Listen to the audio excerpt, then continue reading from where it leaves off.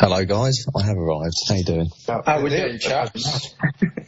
Hello, Charlie. How's it going? So what's the format today then? What's the plans that we've got we get to share with everyone? I've got a few sort of topics that we can go over, a few things people have suggested to me. So if you want, I can just sort of read through a couple of those and we can have a chat. So, well, to be fair, we can continue talking like we're about Q4, because I know Jack just when Jack messaged before, he said, I'd love to hear about your guys' preparation for Q4, what products you excited about without having to reveal anything if you don't want to. And any tips for Q4 for new and existing sellers along those lines? If anyone wants to jump on that. Yeah, sure. Whoever's got unlimited storage limits, start selling your storage limits to other people that don't. I'm joking, that's bad advice. Mate, I would bid against you on that, certainly. I need storage limit oh, fuck increases. Yeah, we're struggling big time. It's our own fault, isn't it? It is, let's be honest. We didn't keep the IPI score above 500, and it's a lesson learnt, but... Well, mine was 496 on the... It's still not above 500, is it? Of course, I get that. But I kind of expected Amazon to at least be a little bit of, flexible. But obviously that weren't the case. And now I've got 75 cubic feet, which, I mean, is probably about 0.05% of the space that I actually need. So it's been tough. Everyone within reselling groups are going through it at the moment, I'm sure. Well, if you've got unlimited storage limit, then fair play to you. But I think 90% of us at the moment are struggling with storage limits. So I'd be keen to hear what your kind of thoughts are, Gravy, and what you're doing with it. I'm in a worse position than you, mate, to be honest. I've got 55 cubic feet, which is... I can actually visualise how much that is, because I'm looking in the corner of my living room now where I've put all my Lego that needs to go in. And I think there's about 55 cubic feet of Lego there. And it's not a lot of room at all, Charlie. So, look, I know Matt Lou's got about 28 cubic feet as his limit, which is... I think I would just cry. It's disastrous. So the only thing you can do really is plan what you're sending in when.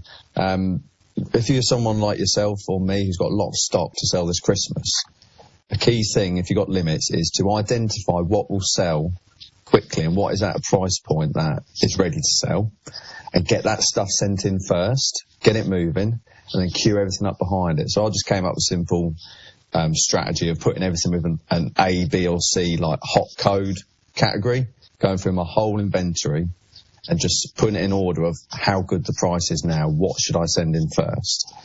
So if you do that, you can guarantee you get that ROI you want, the minimum, and you don't have your space filled up with stock that isn't quite ready to sell. Like now, I wouldn't send in advent calendars now, even though I've got some, because they won't sell at the price point I want for 6 weeks. They just take up storage room. So you do have to plan ahead and try and get things moving. The big good thing about this, Charlie, is you can always guarantee that next quarter, i.e. January, you can have a great IPI score, and I'm going to have a great IPI score, because we've got no choice but to keep the stock moving, keep it turning over. So it's a bad time of year to learn this lesson, but at least we know that going into next year, we hopefully will have unlimited space again. Do you expect that to happen? Yeah, I think everyone as well, just to touch on IPI scores, took it for granted. I kind of just approached it really blasé and just expected, regardless, even if I didn't hit the 500 mark, I know it's really naive, but I just assumed that it would work itself out.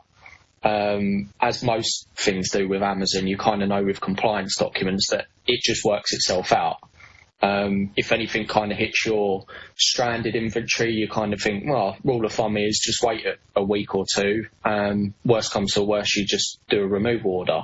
But most of the time it works itself out. So that's kind of the approach that I took with IPI scores moving into Q4. And obviously we all know now how stupid that was. So yeah, everyone's learning a massive lesson from it. But what I've started to do is focus on oversized products and get all of that shipped in now and start reviewing the standard size, which is where I've got the main limits. and go through that very slowly to actually work out, as you said, what's hot, what can I sell now for a good price point, what do I have to wait for in a month's time to sell, like as you said, advent calendars. There's no point sending them in. And yeah, I think we've both got similar approaches on that end. Yeah, interesting to say about oversized. Have you thought about, because you're limiting what you can have in there at any point, have you thought about sourcing oversized items? Over the last couple of weeks, I have definitely made more of an effort to look at what sizes of product I am buying, but people within the reselling group that I run will know by now that I'm basically up to my eyeballs in stock. So this is it now. I'm done buying. It's just I've run out of capital. I've got no money left to buy. Everything just needs to be sent in now to start selling. So, yeah, I think to answer your question about buying oversized stock, I did over the last couple of weeks make more of an effort on looking at sizes. But right now, my focus is turned to, right, let's get this shipment in. Let's basically start selling now. Do you think, Charlie, you're going to have a knock on like your bread and butter daily sales that keep your Amazon business going? Are you going to find that you have to sacrifice some of that in order to take up the space with your Christmas stock? Correct. Shifted. Yeah, what I had to do is recently I'd done a remove order for most of the what you would consider replenishable products. Yeah. I just had to get that storage space available, and everyone knows if they buy and sell replenishable products, most of the sized products are standard size. So that is where I'm most hit. So I've just basically done a removal order for, I had 4 boxes over the last couple of days turn up with loads of dog and cat food. So I've just had to do a massive removal order, get everything out that wasn't selling, that was affecting my IPI score, and really just focus on getting these toys and games shifted now. Yeah, that's probably a good bit of advice for anybody who's got these limits, is get stuff removed straight away, anything that isn't selling and isn't a seasonal product. If you don't want to sell it out now at a cheap price and take a hit, then just get it all removed and free up some space for yourself. If it hasn't happened for you in the last few months selling that product, it's not going to happen now, so get it gone. Do we know what was the exact rule from Amazon in terms of if your IPI is below 500, this is what happens to your stock limits? Because mine was like in and around the same as yours and Charlie's, Gravy, and mine my stock limits just seem way bigger than everyone else's, and I don't know if it's because I've been on Amazon longer, or I don't think I've done anything different, but I don't want to message Amazon and ask why I've got more. Yeah, you've made a mistake. Yeah, I don't know, mate. I don't know, mate. I think it's luck of the draw. There's clearly an algorithm somewhere in it, and the computer says yes to you, and it says no to us. Well, when I first started Amazon, like my first month, I had like an incredibly like stroke of luck with the Clever Spa hot tub filters. So I was getting them when I first set up my Amazon account. I didn't know what I was doing. I didn't know how to use Keeper or anything. And all I saw was I could get those they were in the range for it was like $5.99, something like that. And they were like £18-20 on Amazon. It's been totally tanked now before anyone gets excited and starts looking. But this was a long time ago. And I think I sold hundreds and hundreds of units just in my first month, and that just seemed to do really good things for all my seller metrics, because obviously they were getting sent in, and then it was within days everything was selling. And ever since then, even though that was 18 months ago, I've not really ran into many problems on Amazon. I don't know if it's just I've got my metrics up really well. Maybe Ridley, your metrics were higher for a longer period of this quarter, whereas mine were consistently low 400s. So maybe you just qualified to get unlimited. I don't know, mate.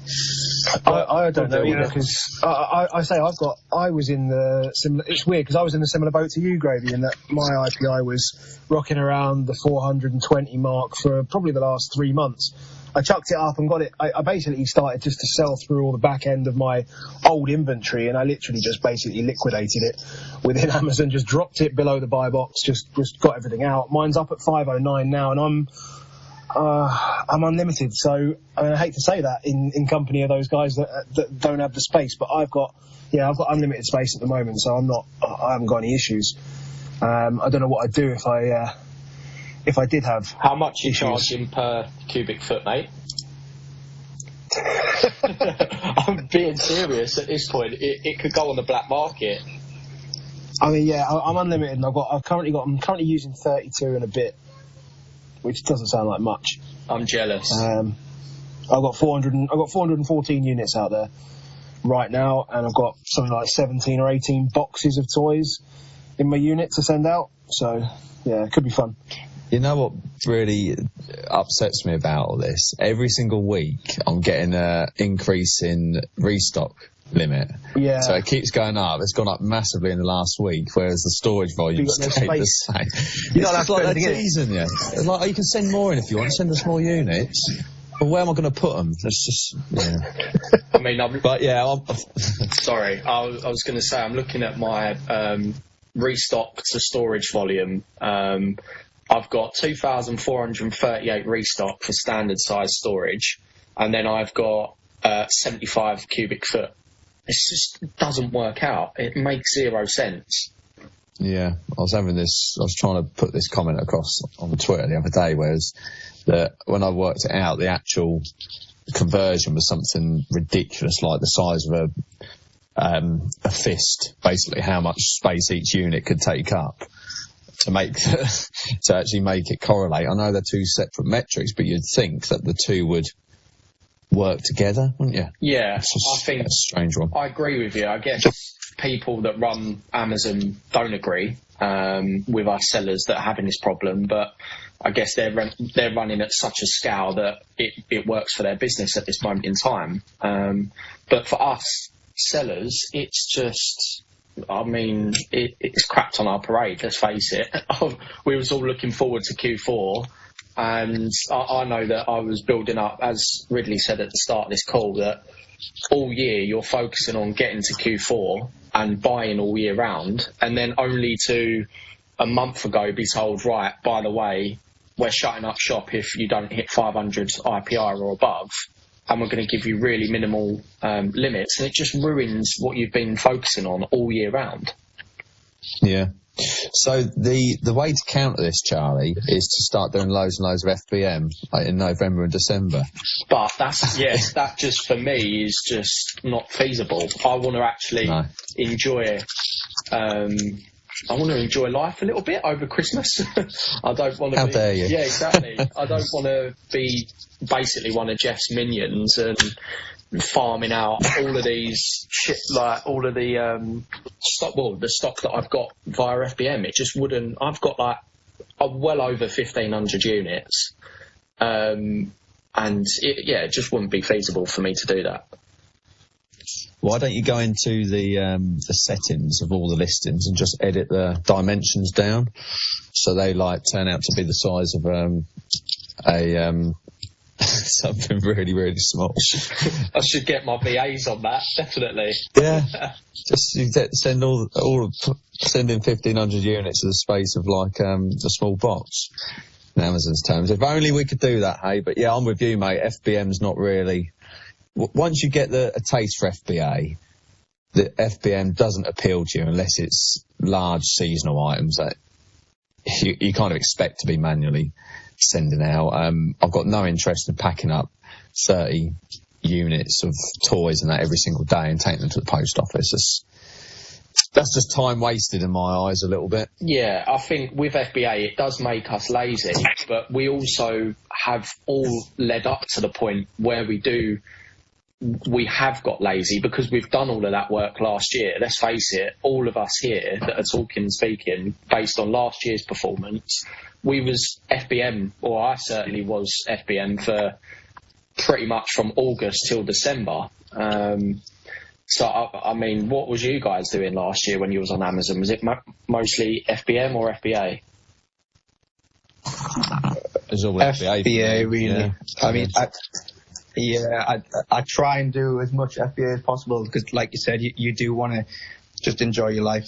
There's times in summer when, with some bigger seasonal items where it just makes more sense to do FBM if you've got the time to do so. But yeah, as much stuff as much work as I can palm off on other people, I'm going to do it. If it means paying higher fees, you can't. I personally couldn't sell everything at FBM. It would just be ridiculous. I mean, last year, I started this whole thing probably mid-November, I think it was gravy, wasn't it? Something like that. And so I think so, yeah. Yeah, and so I was part of like the Amazon do that new scheme for storage limits and shipping. So, and fortunately at the time, I say fortunately, I was made redundant at the same time. So I basically had all the time in the world, and I had unlimited storage, and I had free shipping. So literally, I was going out on a daily basis, and then I would basically box everything up.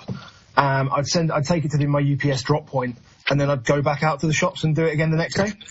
And I would just do it over and over and over again. So, I think if you are a new reseller in this group, in this space today, then, and you have got an opportunity to do that, was it partnered with FBA program or something for new resellers, and you do get that unlimited storage, it's a perfect time for you just to basically buy as much as you can and send in as much as you can. Because you've got 90 days, right? And that's the reason I'm sending my stuff now, is because you've got kind of 90 days to keep your inventory metrics good. And we're now less than 90 days until Christmas. So, we can send our stuff in now, and it will not impact our seller metrics, it shouldn't impact our IPI score or anything like that if we send our stuff now. You just obviously need to have the storage space to be able to send it. That's where I'm at. That's right. Cool. I might have might be time for a swift subject change, because I think Jack the Flipper's on and he's only got until just after 3 o'clock, so I want to quickly touch on PS5s and all that jazz. All right, fellas. Everyone. Hello, All right, Jack. What are we doing? It's just a quick touch on the first half. We dominated Everton, but I don't know, they should have gone 1-0 up, so I'm a bit frustrated. Just on the football set, so we should beat these Everton boys easily. So what are you doing at the minute? You getting a pint at the minute, are you? I have a pint of Camden Hells in my hand. Oh, lovely. Oh, that's a nice beer. It's one of the best beers around. I've got one of the best seats in the pub reserved, because I refuse to pay the Sky bill because I can't get a dish, but we'll worry about that later. And I'm not going out to Liverpool on a Sunday, quite honest with you. I don't like it out there. But let me just do a quick speech, because I know there's a few lads in here that wanted to hear me and just talk consoles, because it's getting crazy. We've had a very, very dry nearly 2 weeks now, and for those in here that are getting these PlayStations, Xboxes, if you can get anything at the moment, you're in serious money. I think the last 11 days you've seen game drop, awful bundles at expensive prices, and we're still, I think a few of us picked up a bundle in game with the extra controller on that for $4.90 for the digital, and we're doing the digitals $5.30. There's a lot of money to be made. $5.50, you amateur. I have nothing but respect for those that are pushing the big numbers locally, because it just depends on your competition. Yeah, absolutely. But next week I'm expecting, just through, I think all of us in the game are expecting John Lewis to go this week, so they've got to be prepared and ready to go, and they've got the digital edition in their wish list for the first time since ever. So I'm expecting John Lewis to almost be the Amazon of next week, let alone potentially with what I've seen on Twitter about Amazon updating their description to say Prime members only. So I'm definitely expecting Amazon next week. And for those trying to pick up Amazon, just to give you an idea on what my approach will be, I've got 3 Prime accounts, 3 mobile phones. I've got friends, family, everybody's going to be ready for it. I cannot tell you how much money is to be made, and we all know this got an expiry date, but between now and New Year's Day, I can't tell you how much money that can be made. If you can get your holds on one for $4.49, it's serious money. And even if you pick up a console from Amazon, you walk down the CEX, you're going to make 70 quid, and you're doing nothing. So if you can multiply that and then also hold out, and for those with the eBay fees, I've seen Disco for $6.50. You've got people that are picking up reselling for the first time, they're getting a console and making 100 quid in their first few days. It's serious money. So if anyone had any questions or anything on it now, but if you're not on it, obviously there's the whole FBA, the Q4, but we're expecting a huge week next week, and it's just silly money. I don't know if anyone else agrees, but your messages on Facebook when it's dry for a week is just crazy. It's good to be dry, I guess, isn't it? Because then you get the price go up, Jack. So for people who don't know, what is the current market rate on, let's say, Facebook for a disc or digital? So comfortably, I've got them up for $5.70 for the disc. The digital's at $5.29, and the messages are really frustrating because they're flying in. And when you've got no stock and you're having to turn people down, it's an awful position to be in. Xbox is at $5.50. I wouldn't be surprised if that's going to go up to $600 in a few weeks because eBay's pushing $600 at the moment. But for the digital on eBay, if you've got the cheap fees, you could be pushing them out at $5.50 a go, and they're $3.60 retail. So in terms of your local prices, I'd definitely expect at least $5.30 a digital locally, which is, if you can pick that up for $3.60, that's £170, which is no small fee. The disc, I would expect at least, depending on your competition locally, I'd expect at least $5.50 to $5.70, and then the Xbox, consistently, I've got no doubt in my mind that you'll be getting $5.50 at least for that for the rest of the year, and then I'll be pushing my prices up locally and hopefully causing others to match me rather than just being, you get a few mums on there that go to Argus and randomly get one and they'll take 50 quid and it just drops your unit. But if you've got a disc, $5.70 at least locally, digital $5.30, Xbox $5.50. It's £100 plus every console you can get. You just got to make hay while the sun shines. This will be gone in probably 6 months, and you don't want to look back and go, I didn't buy everyone that I can. So yeah, it's big money.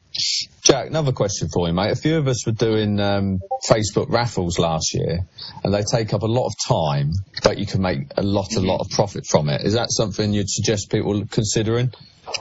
So what you want to do, so I've got, this guy bought an Xmas off me last week, and he does a competition site, and he's agreed a fee with me, buy him off $5.50. He's doing 100 raffle tickets, a tenner a go, and seeing demand like you've never seen. I don't know about the Facebook raffle. I've never done it. It's very interesting. I think if you've got the audience that knows that if you're sticking up a PlayStation for 100 tickets at a tenner each, they know you're getting $1,000. If you can just deal with the fact that you may be getting serious money, I'm interested in putting a couple up.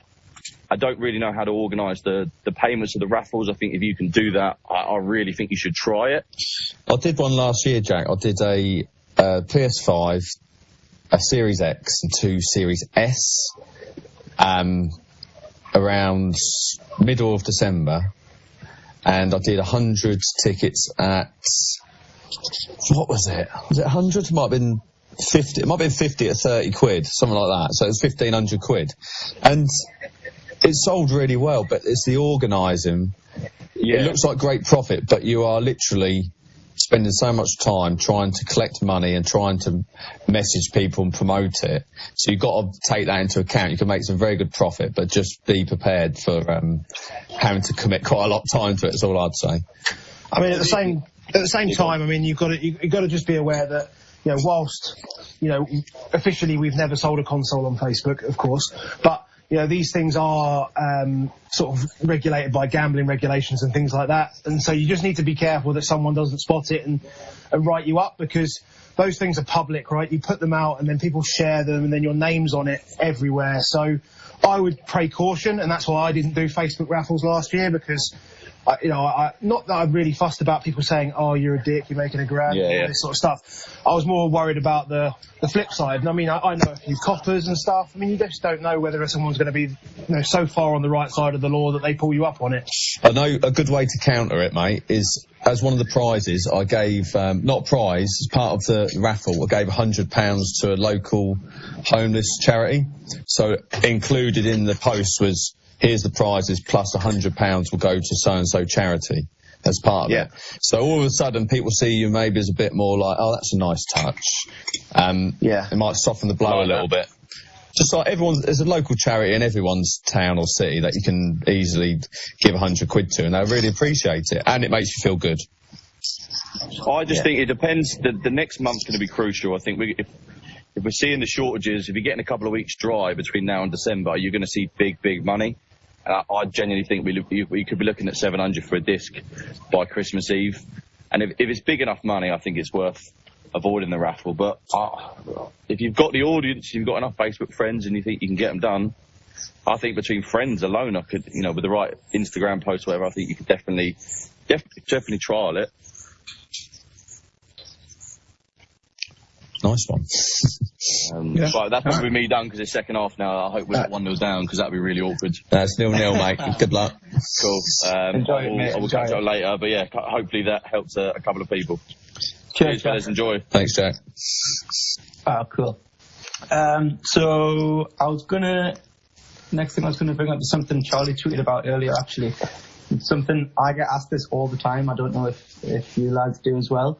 One of the most common questions I get asked on Twitter and Telegram and stuff is, how much money do I need to get started with reselling? Like someone who's never done it before. Like, as much as I do understand why people ask that, like, it's a valid question, but I find it quite annoying because there isn't really an answer. Like, as far as I'm aware, you could literally start with £0 or £1 million. Like, there's obviously the more you can put in, the more you can potentially get out of it.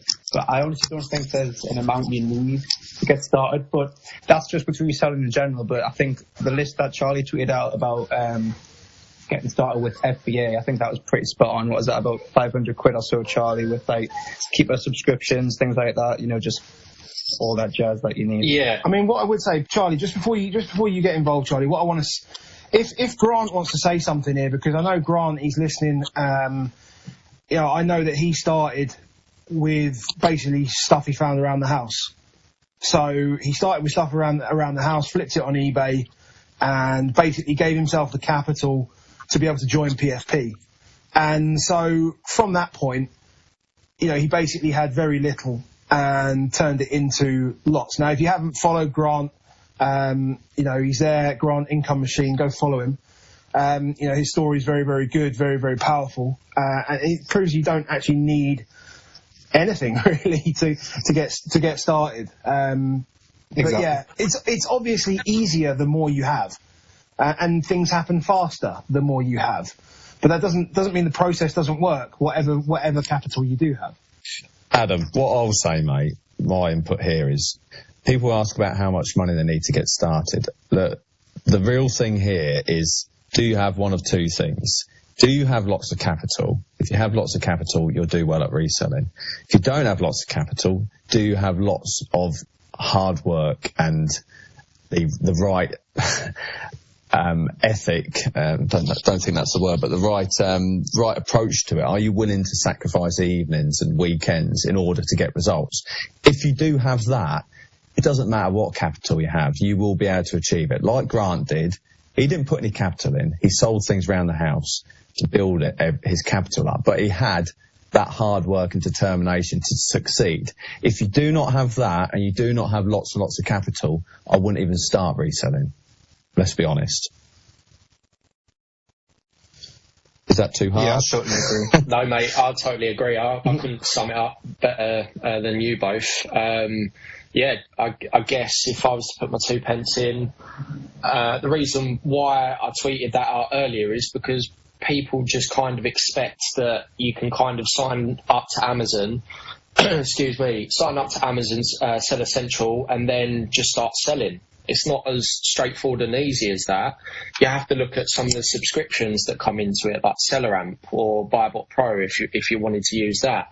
You've also got to, if you want to give it a real good go, and again, when I say real good go, it's all about speeding the process up. Obviously, as you touched on, Grant has kind of started from as basic as it can kind of get with buying, well, not even buying and putting any money in, as you guys said. It was about using stuff from around his house.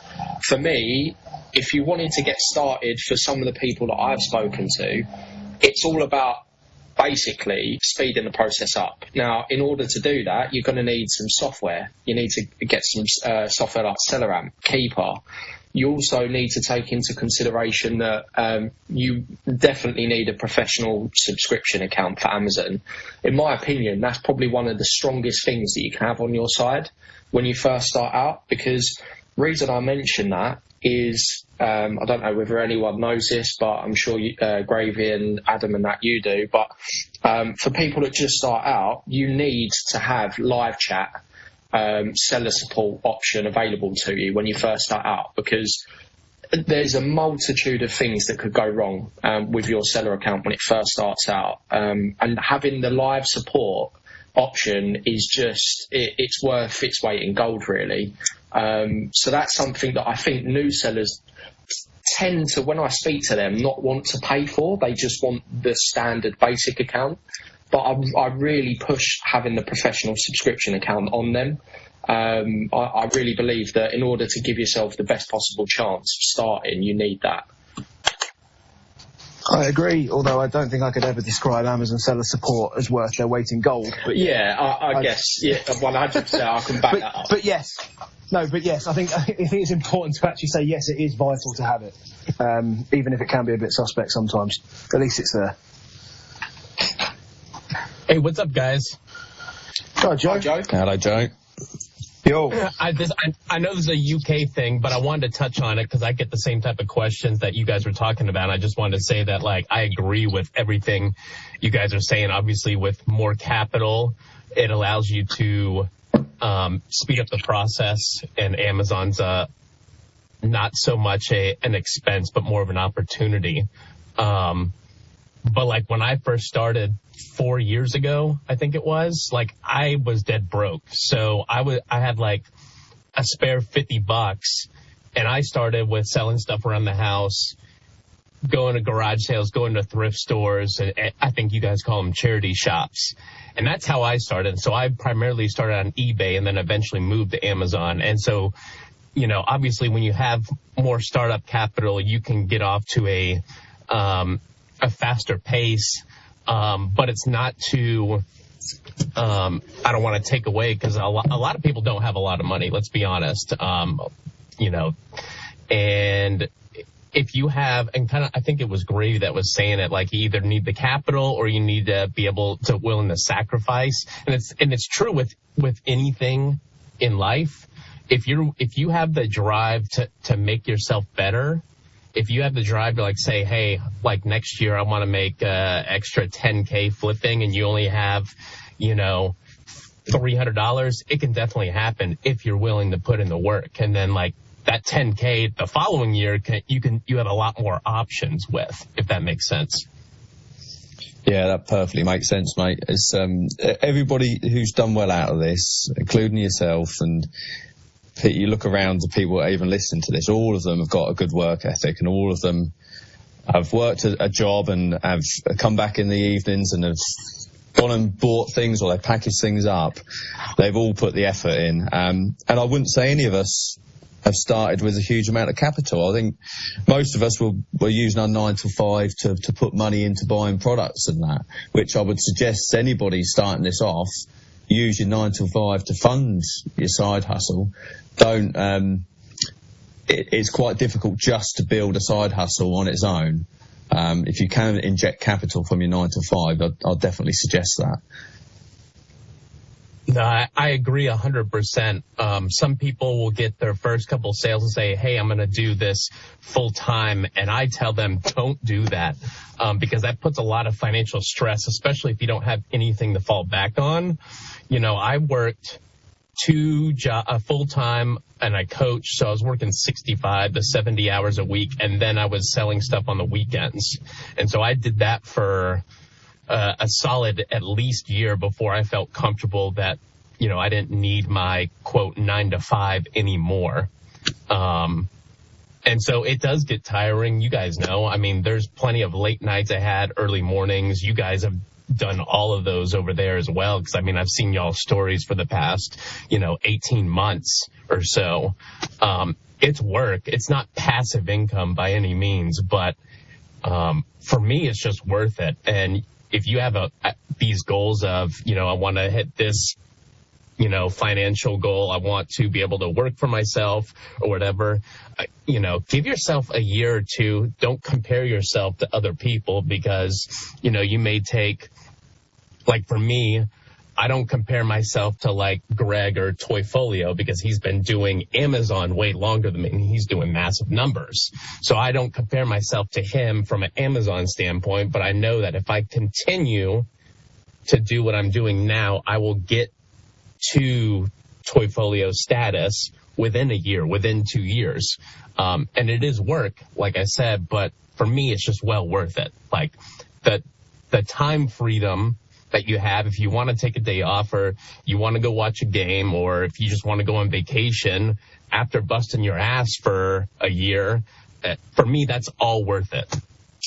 Definitely, Joe. And I know you're not UK based, you're US, but everybody in this channel, maybe not one of two, but I'd say 90% of people in this channel have all got you to thank for introducing all of us to resell. I know it sounds like I'm sucking up, but yeah, I think we should probably all thank Joe. And it's funny the amount that you've done to help us all, but your Amazon journey is quite new itself, isn't it, Joe? I think you didn't start until this year, didn't you?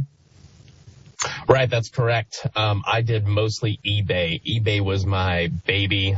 But I appreciate that, but I don't want to take any credit. You guys put all the work and everything into it. So your results are directly from your influence and what you've put into it. So I don't want to take any credit for what you guys have accomplished. I'm happy to see people get into reselling. It's fun. But yeah, my Amazon journey started, technically I got on in March.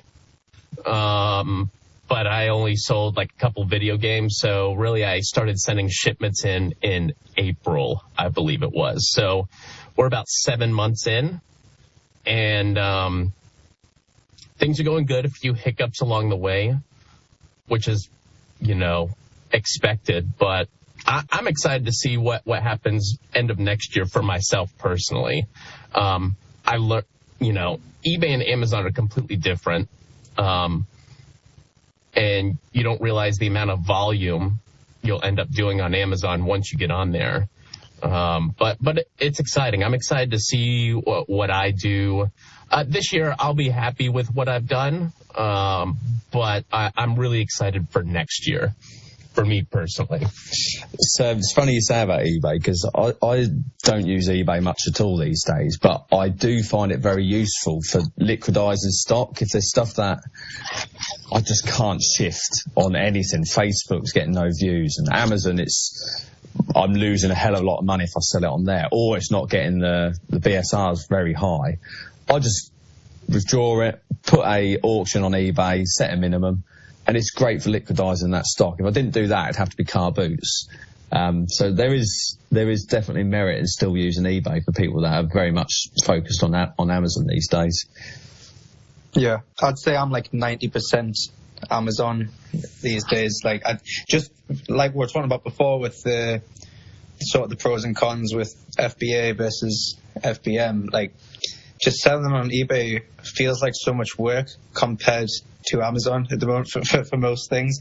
I think like the only times I really use other platforms, Facebook, and I mean Facebook, you're going to use it for sort of consoles and things around this time of year, but in the summer when we're doing all the seasonal items and things, I use Facebook and eBay a fair amount. But I think over the course of the year, like when this year comes to an end, if I counted up all my sales, I would say about 80 to 90% would be on Amazon personally. Yeah, I don't think you'll be the only one there, mate. I've got stuff to list on eBay, but fuck me, I'm not looking forward to it. Taking all those photos, taking all the listings. It's mostly stuff that Amazon have put DOC requests in for, and no one's cleared. So a lot of Funko stuff I've got to sell on eBay this year.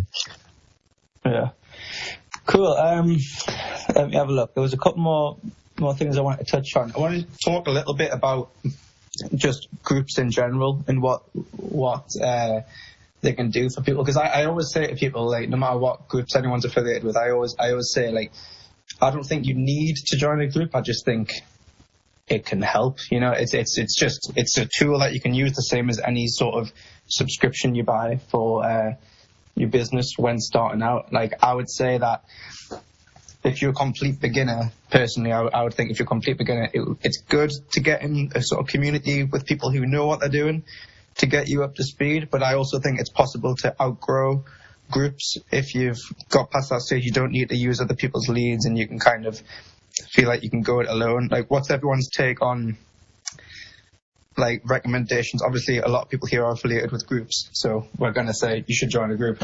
But do you think that groups are right for everyone, or what do you think the pros and cons of being in a group versus going it alone?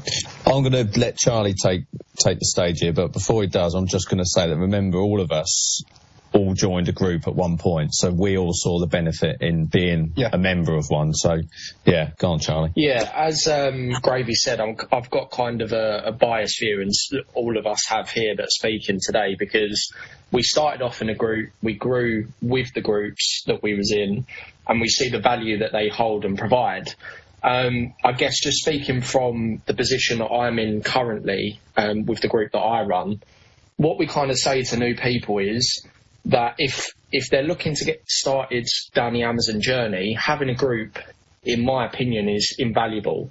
Yeah, you're looking to speed up the time that you spend on Amazon, because you want to focus on, obviously, getting to a position where you know the systems, you've got help from people that have done this for, let's say, 12 months or more now, and having that is kind of invaluable when you first start out. Because if I go back to August when I first started, August 2020, when I first started on Amazon, there genuinely wasn't much information in the UK with the groups that I was in about Amazon, because everything was really focused on eBay. So I always say to the people that join ATA that I wish I had all of the information, and I actually said it to Ben, who's not on this call today, but I was speaking to him yesterday about it. The information that we all provide in our groups now, I wish we had that going back 12 months ago for all of us here that's speaking, as in Ridley, Gravy, Joe, and Adam, because it's invaluable having that information. And I would have, saved so much money, because, I mean, just to get ungated in Canon alone, it cost me over 250 quid, when there's people that can get ungated in Canon for like less than 25, 30 quid nowadays, because of the right information that it provides within these groups. So that's one thing. And then I also say to people that once you have spent 3, 4, 5 months in these reselling groups, and you've kind of got used to the system, you know Amazon a little bit, and you can kind of say to yourself, right, I don't need to be in these groups. I say to these people that when you sign up, learn the systems, but you'll stay for the communities that we've built here. And that's kind of what I would say about starting out. I would, to answer your question about should everyone jump on a reselling group, yes, I absolutely believe they should. I guess that's kind of a long-winded answer to your short question. I think that's great, mate, what you're saying. And I wrote down 2 things that you get with reselling groups. Number one is knowledge. You've got people who've already been there and done it, so you're paying for the knowledge and experience. Number 2 are products. And when you're starting, you want to know what are profitable products. So you're basically, with them 2 combined, you're paying to save yourself time. All of this saves time. It saves you finding the information out yourself, you learning about things, and it also saves you having to search for all those products yourself. Because we all know how draining it is walking into a shop when you first start and think, I'm going to find some profitable items. I'm going to scan every single product, and you could literally spend hours in that shop. If you're in a reselling group, they will provide you with products. Yes, there may be some saturation, but it's all about saving time. You're spending money, £30, £50 a month, to save you some time to get started in reselling. And I didn't write down community, but yeah, a massive factor there. A lot of people stay for the group. People like being in communities. They like being in circles of people who are doing the same thing as them. So yeah, you'll get that in any of the big reselling groups that we know in the UK, whether that be PFP, TGT, ATA, or Resale Concierge, groups like that. All of them will have an established community of like-minded people, which is probably invaluable in itself, I'd say. Yeah, definitely. I mean, Daz, that's on the call now, he's a prime example of someone that joined the group. It was all things Lego at the time when he joined, right back in January, and he's stayed with now ATA all the way through until this point. When 4 or 5 months ago, he got to the point in his business where he didn't kind of need the information within ATA any longer, because he's probably even surpassed me at this point, which is amazing to see. And it shows that people just stick around for the community once you build that community. And that's such a strong aspect of what people that aren't in reselling groups are missing out on. Yeah, I totally agree. I think another thing as well is it's a business expense as well, isn't it? So reduce how much tax you have to pay. Yeah. Yeah, exactly. So there's that's another advantage. And yeah, I totally agree. I mean, there's people, like loads and loads of people I could mention who I've met through PFP, or even just through Twitter in general, who like I consider friends who I've not even met in person, but the amount of like connections that all of us have made through groups or through Twitter or whatever is insane, really, and that has definitely contributed to my own business's growth. Just having all this knowledge shared between people, like you're saying, the community. That's, for me, that's actually the biggest part of it. But it's a bit harder to sell that if you're trying to promote a group, or like join this group. It's a great community, but like people join for, like you say, to join for the leads, join for the info. But you would hope that they would stay for the community. If you've built a good group, then people will enjoy the community and they'll stay for that. So that's the way I'd look at it, anyways. Yeah, I mean, to put that into perspective, I mean, as it stands today, I'm in all 3 groups. So if you want to talk about how, PlayStation 5 alert. I bet Jack's on that already. It's shop 2, mate. I wouldn't worry about it.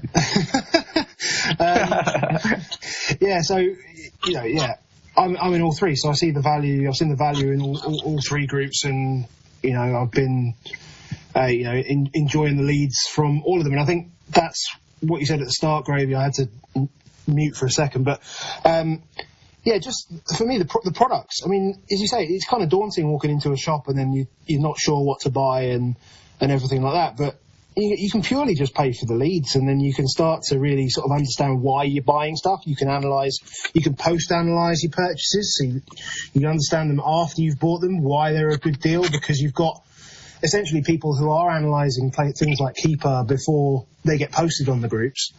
And then you can go back after that and understand why they felt at that time it was a good purchase at a good price point with a good BSR. And then you can understand that, and then you can then start to make your own purchasing decisions from there. And then you can still top yourself up with leads that are coming out from the groups themselves as well. And yeah, of course, I mean, the community thing is massive. I mean, seeing other people win is always a great feeling, because you're in amongst the community of people that, essentially want to better their lives and are being successful at doing so. Yeah, get involved with all aspects of the reselling groups. Take the leads, by all means. That's part of what you pay for. And, help the community of newer people that are joining in the groups after you, because you'll have learned stuff that you can share with them. And, celebrate the wins of people that are doing better than you, because that gives you something to aspire towards. And Joe mentioned it quite rightly. He doesn't compare himself to Greg because, he's not at that point in his journey, and you're not at the same point in your journey as other people are. I mean, Charlie's just said it about Daz. Daz's numbers right now are ridiculous, and he keeps popping posts in there with like £1,000 days, like every single day at the moment, and it's just massive to see. And everyone should be looking at that and thinking, that's where I want to get to. How do I get to that point? And you can, all the information that you need to get to that point is within the groups. It's all there. So, I mean, utilise the groups as much as possible. And there will be a time when you probably feel that, you may either outgrow the group, or maybe you need to, reduce cost or whatever it is. But, you can only get to that point if you've taken all the information you think you can out of a group, so to speak. Spot on, mate. And then once you've outgrown it, you go and start your own one, can't you, Charlie? Yeah. Bastard. Hey, mate, I can't really say much. Pot calling the kettle black. Yeah, exactly. I've got a question for Joe. So, I'm not familiar too much with the US market and virtual assistants to do with reselling. So, in the UK, we've got kind of a trend at the moment where a lot of the resellers are employing virtual assistants to do product sourcing for like replenishable products. Is that something that's kind of a trend over in the US? It is. I haven't ventured into that personally. It's something I'm going to get into towards the end of this year. I'm getting ready to move to a completely different state, so the past 6 weeks have been insane for me.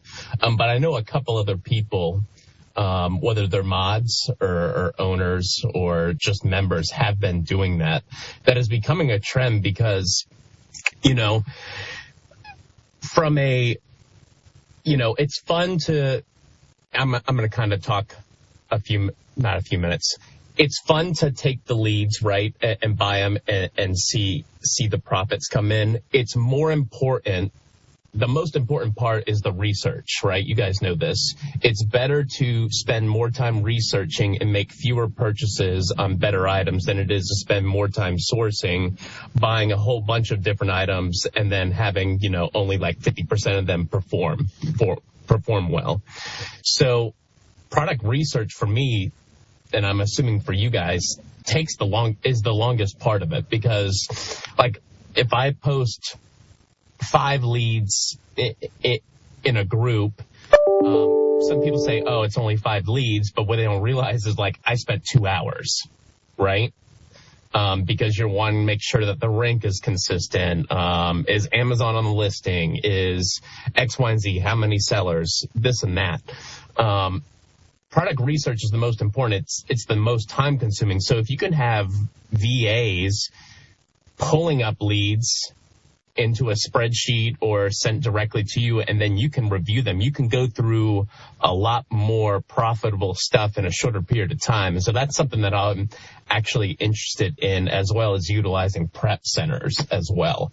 But that is becoming more of a trend here. I know a lot of the bigger sellers, because I don't consider myself a massive seller, right? But that is definitely a trend, because it's all about saving time. Because, if you're spending more and more time on your business as you continue to grow, you're not really getting that point of having that time and location freedom. I don't want to go back working 70, 75 hours a week. If I had to, I would, but the goal is I would rather spend money that's going to make my life easier, especially in reselling, and take less of, quote, a profit margin if I have to input less work.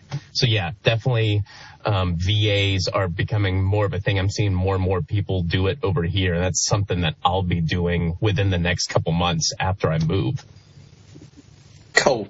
Yeah, I was intrigued. Like I said earlier with the question, I didn't know whether it was something that the US were doing, but it seems like they are.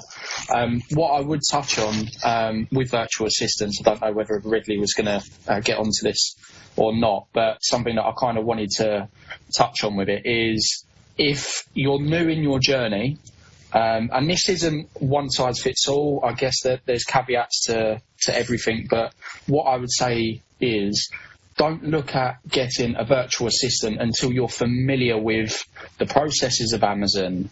You've done some product sourcing yourself, and you've got the idea of what a good deal is. And it's ultimately the most important part is understanding Keeper and what a bad deal is. Because if you don't know what a bad deal is, and then your virtual assistants are product sourcing, you're going through the deals and reviewing these deals with them, but you can't explain exactly what a bad deal is, that's where issues start to come about, because technically your virtual assistant is taking your lead. And I don't know about what companies you can get virtual assistants from in the US, but there's you've got Fast Track FBA that you can hire virtual assistants from in the UK, and they have 7 days worth of training off the top of my head. 7 working days. You pay a small fee, or a large fee for it, should I say, and then it comes over to you, and then you have to manage these VAs. And if you start to outsource your product sourcing when you start this journey, you're kind of setting yourself up for failure, in my opinion, because if you don't know the key statistics and analysing the data, that's where issues arise. So please, if you're looking to get a VA and you've just started on Amazon, I'd say proceed with caution, because you're kind of skipping about 15 different steps into the future. I don't know whether Gravy or anyone else wants to jump in on that. Yeah, I agree with you. I think if you want to start a plumbing business, you don't go and hire loads of plumbers until you know how to plumb yourself, do you? Let's be honest. You need to understand your whole business, how it works, before you get somebody on board that you're paying to do that job for you. It's natural for people to get VAs and any employees as they grow a business. That's what a business is. You can't do everything yourself.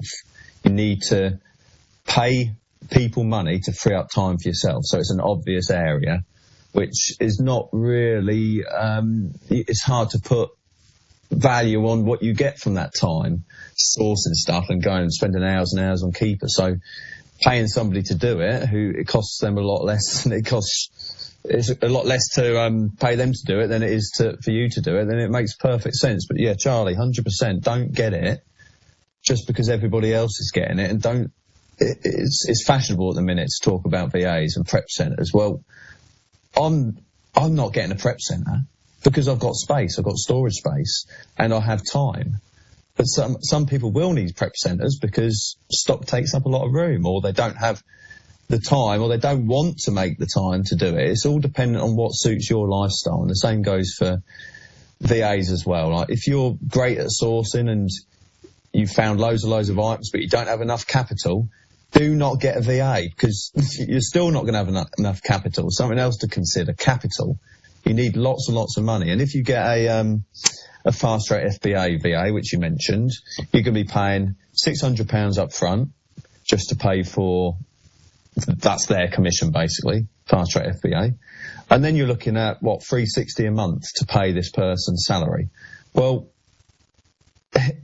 you need to be spending at least £1,000 a month on stock they're finding to even break even and sell £1,000 of stuff they're finding a month. That's just to break even. So don't do it until you've ran the numbers, I'd suggest. I feel like you got to go through, like what you mentioned, Gravy, like you got to know where you can save time by actually doing it and spending the time doing those tasks.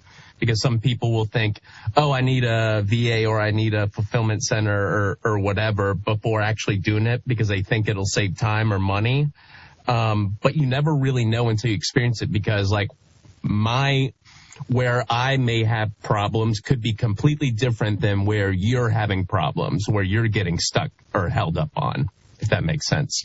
Yeah, so identify where the time sappers are and where your business is been snagged, and try and fix those problems with money. Whatever the problem is, you can fix it with money in this world when it comes to a business. So yeah, that's spot on, Joe. I'd say I'd learn as you go and highlight things yourself, not just what other people tell you need to have. You need to understand it yourself first. Cool. I'd say last thing I want to touch on, because I need to go watch the richest club in the world play some football. Come on, you Spurs. Just last thing, it's sort of going away from the actual reselling a bit. I wanted to talk a little bit about the pros and cons of promoting and selling, whether it be the groups or products in general, on Twitter. Because I think, like in our space on Twitter, whether you want to call it money Twitter or not, you know what I mean, the sort of community I'm referring to. I think people on the whole are a lot more willing to sort of try things and buy products and join groups, rather than if you just went on Facebook and went, hey, everybody join this group, you'll make loads of money. Everyone would just be like, okay, you're a scammer. You obviously do get a lot of that on Twitter, but I mean, I think for like Joe, Charlie and Gravy, who all run groups, I mean, correct me if I'm wrong, but it would be fair to say that like the large majority of your members came from Twitter traffic. Is that Yeah, I would probably say 90% have come from Twitter. Yeah, cool. So I think everyone's done pretty well from selling through Twitter, which is interesting. But I think one of the cons of selling on Twitter, or sort of the way people sell on Twitter, even myself included, and this is something we've touched upon, like people not having the work ethic. I think a lot of people join the groups because they see the orange bars, they see the big sales graphs, and they think, oh, I've just got to join this group and I'll have all this money. And then they soon realize, oh, I actually have to put some work in and use this knowledge which has been provided to me. So I think, although people in this sort of community are willing to spend the money, and we are able to sell products to people, and I think there's an awful lot of people who just want the end result straight away. Is that fair to say? Would people agree with that? Where do we start, Charlie? I think when it comes to selling products, from my point of view, there's an element of marketing in anything that we do, and we want to sell a product, i.e. our group subscription, but you need to deliver on that, and there needs to be value for money in what people are signing up to. It is a scam if people sign up to something and you don't deliver what you say you're going to deliver, or you don't even try to deliver what you say you're going to deliver. So I think everybody who's marketing their groups, and the three groups that are covered here, we all know that we deliver good value, and people that are in them would 90% of them say you get good value from them. So I've got no problem marketing something that I put 70 to 80 hours a week into, if not more. It's funny though, isn't it? Yeah, people on Twitter, they do end up spending money. I guess it depends how your Twitter profile came about in the first place, because your audience is the people that follow you, and a lot of people that followed me were from that Football Index community, the failed Football Index community. And there's a lot of people who are into alternative ways of making money, and people that are into sports betting and gambling. So these are people already established as making money outside of the norm. So they're willing to take a few more chances and gamble, if you want to put it like that. So I think that's why a lot of us have done well. I don't know about you guys and your followings, and how you and why you think that Twitter is a good space for selling into. I think that Twitter is kind of an echo chamber, isn't it? Everyone follows someone that follows someone else that follows someone else, and what happens is you promote your product and you're getting the echo chamber effect, and that's where you start to see that Twitter is a fantastic way of selling your products. I mean, me, Ben, Engage, make no mistake that our biggest pull with our products is selling it on Twitter, because that's what we've always done, and that's how we've got to circa 400 members. And it served us well. So you kind of think, well, why would we want to change that? We would, if it's working, let's not try anything else. Let's keep it working, if that makes sense. I guess going back to actually promoting the groups itself, I mean, we're all part of the marketing phase. When we want to get members in, what do? We market the group. And I think that sometimes you're going to get to a position where the marketing that you're putting out, for example, if I've done, I don't know, let's say 25 grand in revenue in the month on Amazon, and then our ATA Twitter account markets that and sends it out, sometimes it depends on what individual you get. 99 individuals out of 100 will take that information and say, right, this is good, let's get cracking. And then you will just get that unfortunate one member that expects, when they sign up and they pay the subscription fee, that we basically go, here you go, here's everything, here's the magic key, crack on. It just doesn't work like that. And I guess, that's kind of something that I feel is quite important to touch on, because we're marketing machines, if you like, and we're always going to put out marketing to benefit getting subscribers on. That's how it works. That's what marketing does. But yeah, I guess we're not going to stop doing it, and Twitter is a fantastic place to grow every group, whether it's PFP, Gravy Train, or Gravy Trading. Sorry, mate, what actually is it? Is it Gravy Train or Gravy Trading? Well, I'm Gravy Trading, so it's the Gravy Train. There we mate, go. I always get that wrong. mean, the clue is in TGT, mate. I mean, sorry, mate. Sorry. So what's yours? Is it the Lego Man? Is it all things Lego? Or is it all things Mate, Arbitron? It's just yeah. You could. I've got many names that my partner calls me. Don't worry. But yeah, so just getting back onto the subject, Twitter is a fantastic place to market your products. You're not going to make everyone happy 100% of the time. There's always going to be, in summary, one person out of every 100 that joins expecting everything to land on their lap. That's just not going to happen. So that's my 2 pence about Twitter and marketing. Nice one. If anyone else got anything to add, or do you think we should wrap things up? I'll tell you what I'll add, Ridley. This is just a bit of information, really, for people.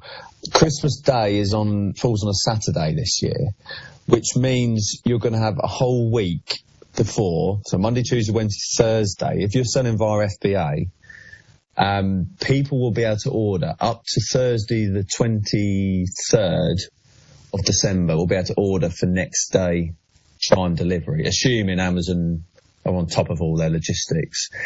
So just bear that in mind with anything that you're thinking of selling this Christmas, that with a very few days left until Christmas, you get the panic parents and the panic grandparents coming out and the panic auntie and uncles trying to buy things last minute because they haven't sorted it.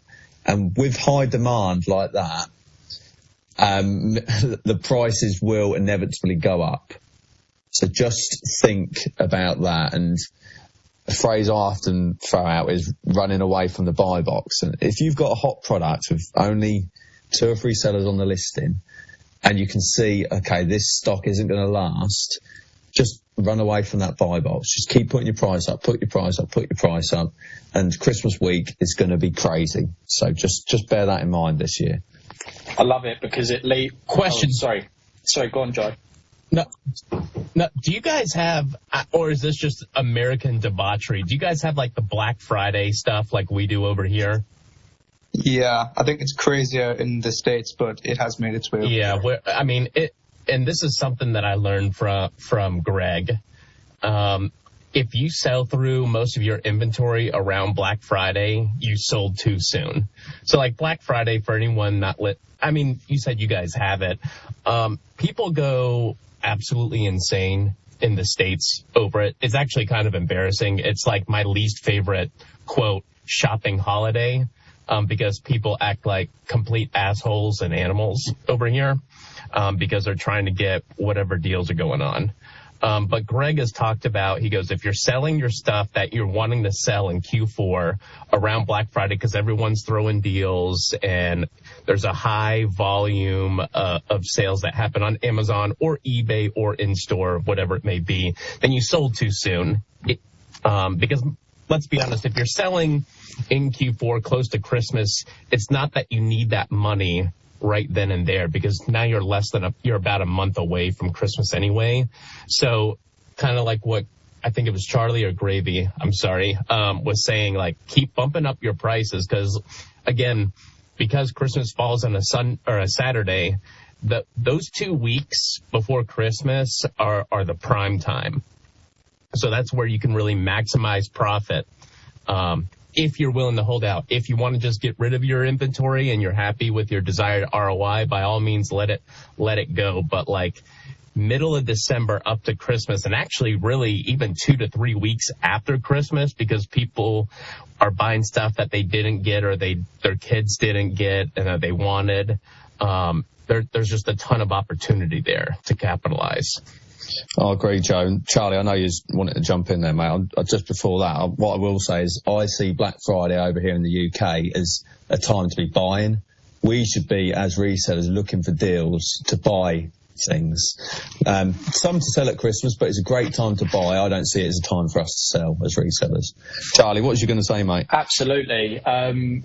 Just to agree with both of you there, but in the sense of what my Q4 was like last year, I sold all my products far too early. I know that Toyfolio mentions that if you've sold anywhere before December, I think it was, or someone might be able to correct me if I'm wrong, but just to coin what he's saying, I sold all my products, basically. I was sitting, let's say, second week of December, kind of twiddling my thumbs a little bit, thinking, well, I've got no products to sell now. And by that point, there's no point buying any other products to then ship in and sell, because the boat's kind of missed, especially the Christmas frenzy. I know Joe mentioned that there's definitely a lot of other opportunities 2-3 weeks after, which we did see this year as well. I mean, prices on keeper charts in some aspects actually increased. The prices increased and the demand actually went even crazier. But yeah, just to make sure that you're not sending in your products and then selling them too early on, because you're going to be missing the boat. By the second or third week of December, all these prices are going to be sky high.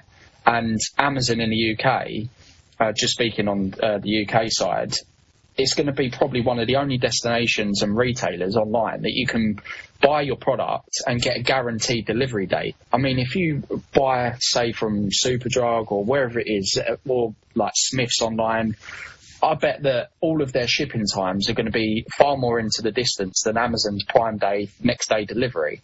So just make sure that, and this leads nicely into keeper charts, make sure you understand Keeper to its fullest ability to be able to predict the prices that were last Q4 for your products this Q4. It's not going to happen 100% of the time based on previous performance, but it's a good indicator. I guess that's it. Yeah, nice one. I totally agree, Charlie. A nice way to round things off. Yeah, it's been fun. We'll definitely have to do this again sometime soon. Maybe make it a regular thing if everyone's up for that, because it's been good. Yeah, 100%, mate. I really enjoyed it. It's good to see everyone and speak to everybody. Guys, so I'm just a minion in this little reselling group thing. Ridley's obviously an admin, Charlie's an owner, Joe's an owner, Gravy's an owner. Go follow these guys. They post some excellent content. There's a bunch of people who are listening today that also post fantastic content. Obviously, we had Jack that was on earlier. I mentioned Grant, Income Machine, earlier. So Daz is listening. Flipping Jim's listening. Ed is listening. Gav Sweeney's listening, which is great. Follow all these guys, because these guys are, great to follow. They post some great content, and, you can learn a lot from these guys as well. So sorry if I haven't mentioned everyone in here, but go follow everyone. It's a great community of people, and you'll surely do better because of following these guys, I promise you.